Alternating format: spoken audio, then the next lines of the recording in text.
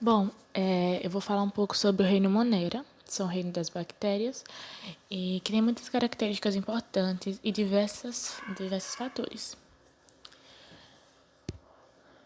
Para iniciar, eu começo falando sobre que os seres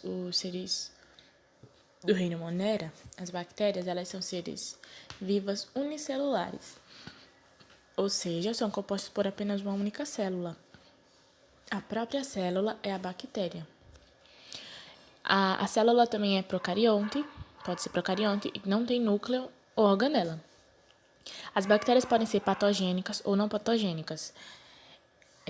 A maioria delas são não patogênicas, pois não vão causar doenças, mas cerca de 30% vão causar doenças como leptospirose, tétano, sífilis, tuberculose.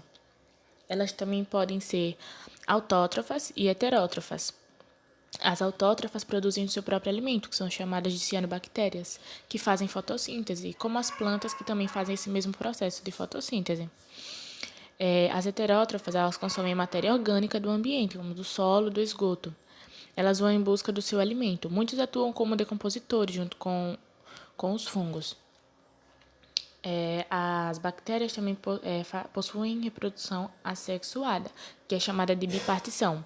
Ela vai duplicar o seu material genético e formar duas bactérias geneticamente idênticas.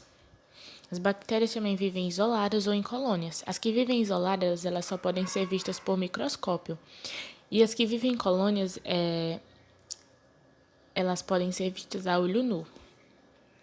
As bactérias vivem em diferentes ambientes, em todos os lugares existem bactérias, como no solo da Antártida, por exemplo, que é muito gelo, ainda há bactéria. Essas bactérias são chamadas de psicrófilas, e também temos bactérias em locais quentes, como nos vulcões, que são chamadas de bactérias termófilas.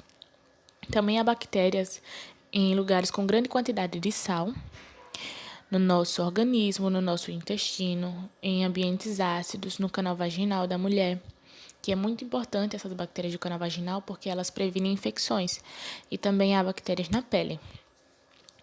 Essas bactérias são muito resistentes aos antibióticos, remédios que a gente toma, e também elas podem ser anaeróbicas, que só vivem em locais que não têm oxigênio, aeróbicas, que só vivem na presença do oxigênio, e facultativas, que para elas tanto faz, ou ter oxigênio ou não ter. Também temos algumas formas de bactérias.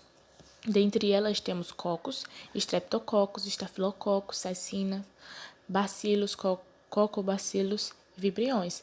E ainda há muitos outros tipos diferentes, como está ilustrado na imagem.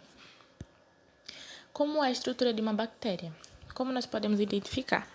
Bom, uma bactéria é formada por membrana plasmática, que reveste a bactéria, citoplasma, que é o espaço interno, o DNA, ribossomos, que produz proteínas, plasmídios, que é o fragmento do DNA, que dá resistência bacteriana, a parede celular, que está na maioria das bactérias, menos na micoplasma.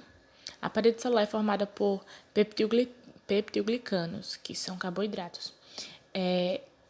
Essas citadas, essas partes da estrutura da bactéria citadas, elas são em todas as bactérias, mas tem algumas que nem todas têm, como o flagelo.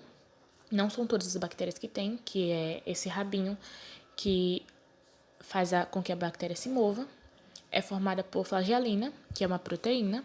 Também tem a cápsula, que protege e consegue se adequar a algumas superfícies. E tem pile, pode ser chamado de pile ou fíbrias, que auxilia na adesão da bactéria ou de outras bactérias. Bom, é só até aqui a minha explicação. Eu espero que tenha dado para entender e que tenham gostado.